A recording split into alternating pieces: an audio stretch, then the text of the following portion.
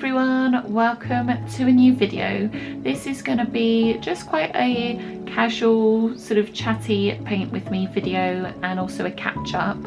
And I just also first of all wanted to say thank you so much if you sent me a message, and if you don't know, unfortunately our cat Tammy died recently. We had to take her to the emergency vet and we didn't realise that she had this health condition, so sadly she's no longer with us. But yeah, I just wanted to say thank you so much to all the messages that you sent. Obviously me and Tom are still really sad about this and we're definitely gonna miss her a lot.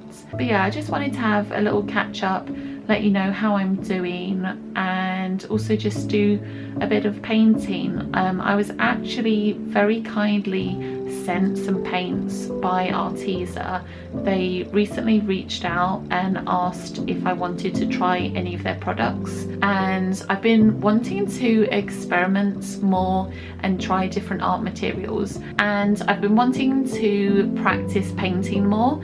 I have got some more expensive paints, but I find that I can be a little bit intimidated by them sometimes, and then I just kind of gravitate back to what I know, which is coloured pencils or drawing on my iPad. But I've been really wanting to just experiment a little bit more and try out some gouache. So this is their set of 60 gouache colours, and yes, they've got a huge range of colours, so if you're not keen on mixing colours then this one would be a good option for you. They do have smaller sets as well, and these ones also come with some metallic colours which could be fun. And Arteza have also kindly given a 10% discount, so if you want to try any of the products out for yourself, the links to their website and also the discount code will be in my description.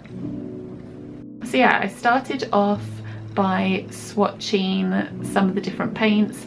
I managed to get paint on my hand very early on, and you will see in this painting video that yeah, I'm still learning with painting, and sometimes I do smudge the paints a little bit. So yeah, I started off by just testing out what the paints were like and what they'd be like with like a tiny bit of water, and then what they'd be like watered down a little bit more. You may also notice that I'm using a dinner plate as a palette. But yeah, so that's just my homage to Holly Exley, who always paints on a plate when she does her watercolours.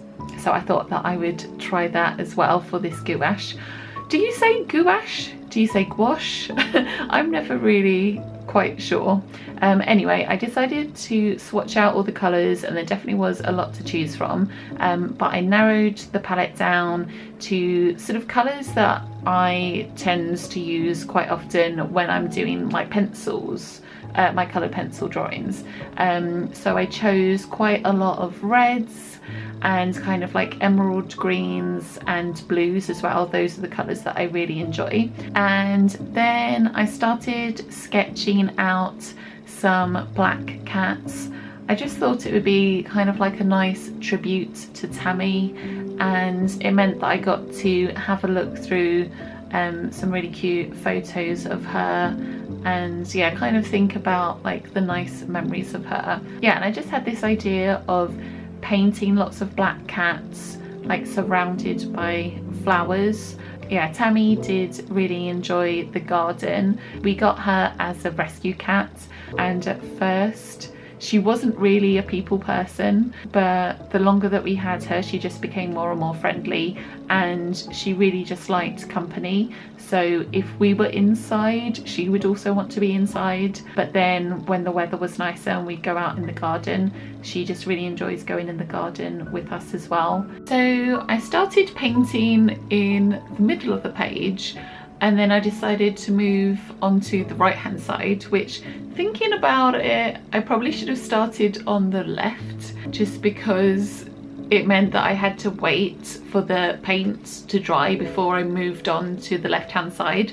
Otherwise I would have smudged it all. But actually something that is quite good about paint is, because you do have to sometimes wait now and then for things to dry, it makes you kind of think, oh, maybe I should stop and have a little break, walk around the house, make a cup of tea, like stretch my legs and things like that, which is good. Whereas if I am drawing on the iPad or if I'm drawing with my coloured pencils, I'm not so likely to necessarily take breaks as often as I should. And something that I'm trying to do is be a bit kinder to myself. Yeah, so on the subject of being kind to myself, yeah, I am feeling a lot happier now. But yeah, losing Tammi was such a shock, I think, to both of us, and I did have a few days where I did feel like quite sad and I just didn't really want to do anything. I am beginning to feel a lot better. I'm trying to do things that make me feel happy as well. So yeah, me and Tom have been playing a few computer games, which has been fun. I never really played many computer games when I was younger, other than I played The Sims and I played Roller Coaster Tycoon. Those were my like main two like computer games, like PC computer games that I used to play. Oh, and Solitaire on the computer.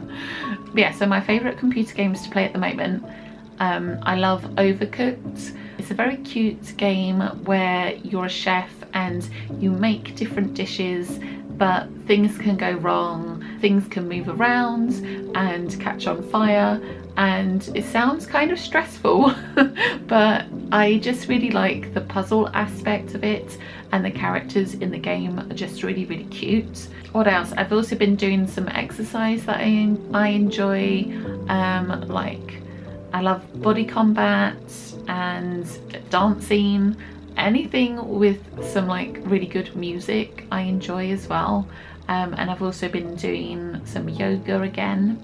So coming back to the painting, I'd switched back to the pencil and I was just sketching out different flowers. I had thought to plan this out on my iPad first, but I just decided to do the whole thing just on the paper, and I thought, you know, I'll just sketch things out and I can just rub things out and move them around if I want to. Although that being said, it is quite a lot easier to move things around digitally, but I just kind of wanted like that added challenge, and I just really wanted to fill the whole page with flowers. But at this point I was wondering if I was making it sort of too busy, and I was just trying to work out how I was going to sort of fill everything in and make the painting look balanced. And then I started practicing on a scrap bit of paper where I was just testing out some different paintbrushes. I wasn't sure how thin I wanted like the stems of the flowers to be, and whether I should like move on to like a smaller paintbrush or not. I also decided to add in these leaves which are kind of like floating around. I think I just really wanted to paint some leaves after doing the swatches. But yeah, because when I was doing my swatches I kind of ended up with this leaf pattern, so I just wanted to include that in the painting somewhere. But yeah, this was really fun to paint, and I definitely would like to do some more painting. Yeah, it was just really nice to just focus on this for a few hours. And yeah, I had some music on at the time, so I was just having a sing which I won't include any clips of me singing just for copyright reasons. I found it really relaxing doing these paintings. It was a little bit more challenging when I moved on to the thinner paintbrush and I was trying to do the stems. That was a little bit more fiddly, but I'm pretty pleased with how it turned out. Yeah, and I found that if I used like the tiniest bit of water, it made the paint a bit smoother. It just depends what kind of effects you're going for. So I know some people prefer having like a really dry brush if they kind of want more of that like textured effects, and some people like the paint really, really smooth. I definitely didn't use much water at all. I would just literally dip the tip of the paintbrush in the water. I wasn't mixing loads of water in with the paint, but I know that some people do water gouache down more to kind of use it more like watercolor. But yeah, I think I'm more suited to gouache or gouache, however you say it. I'm more suited to that than watercolor, because I know with watercolor, technically speaking, you're meant to start with the lighter colors and then get darker, whereas with gouache you can actually layer on top of colors.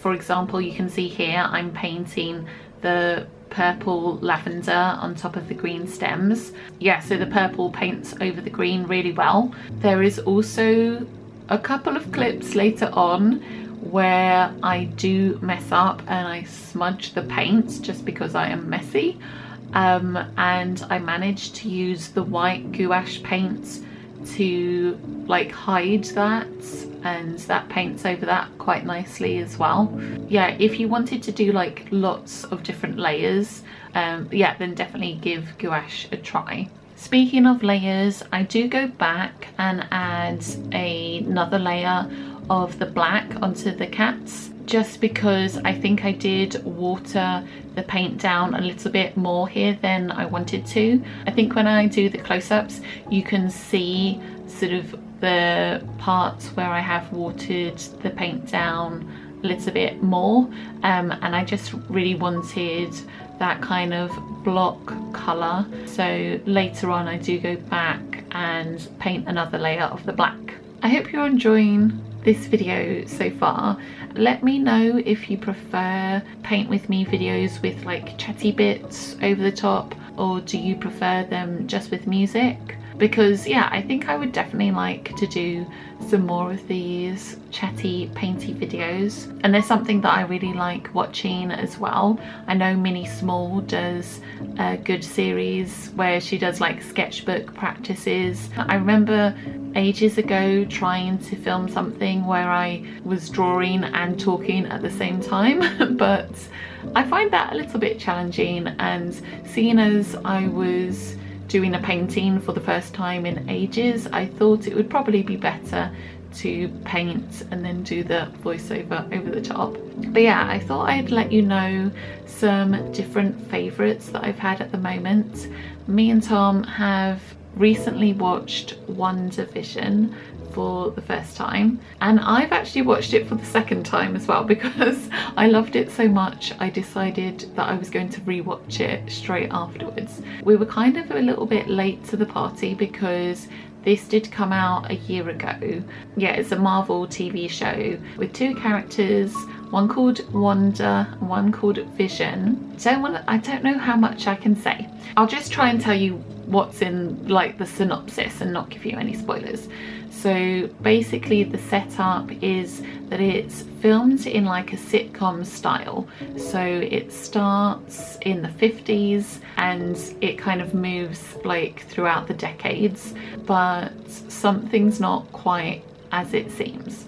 So yeah, I just found the concept really fascinating. I've seen like some of the previous like Marvel movies, and we did watch a few more just to kind of get caught up in case there was anything that we needed to know. Yeah, this is actually one of my favorite things that Marvel has done. I do enjoy the other like Marvel films, like I think Guardians of the Galaxy is just really fun, yeah, and really funny as well. I'm not actually so keen on like the Avenger films, I think just because having too many characters in one film, I feel like it doesn't always work so well. I just thought it was such an interesting series, and it was something quite different from the other Marvel films that I'd seen before. I really enjoyed all the kind of like nostalgia, and when I was younger I did actually used to watch Bewitched,